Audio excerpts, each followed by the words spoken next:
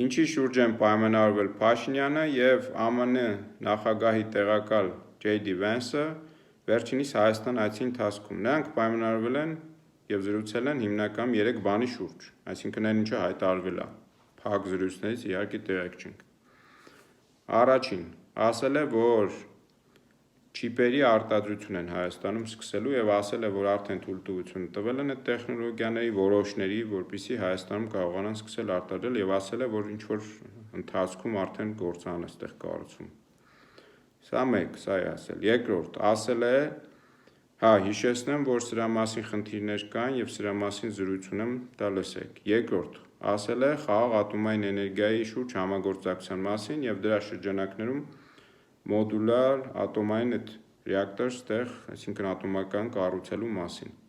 այսինքն ԱՄՆ ստեղ կառուցի։ Եվ այդ շրջանակում ասել է, որ 5 միլիարդի արտահանման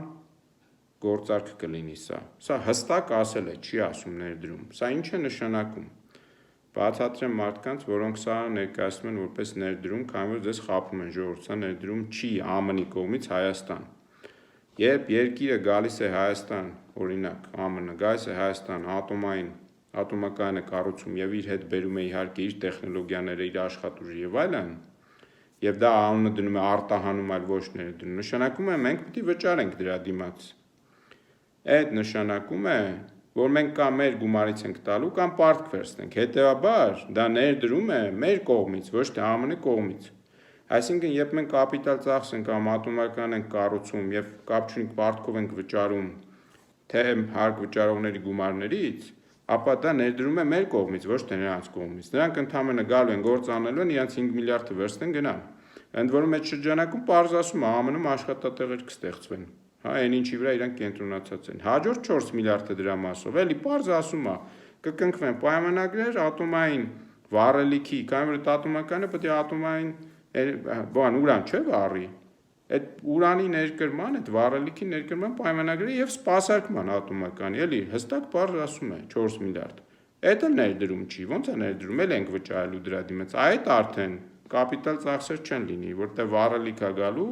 և սպասարկման վճարներ, դա արդեն մեր կողմից էլ որ ծախսանում ենք, դա մեր կողմից էլ ներդրում չի։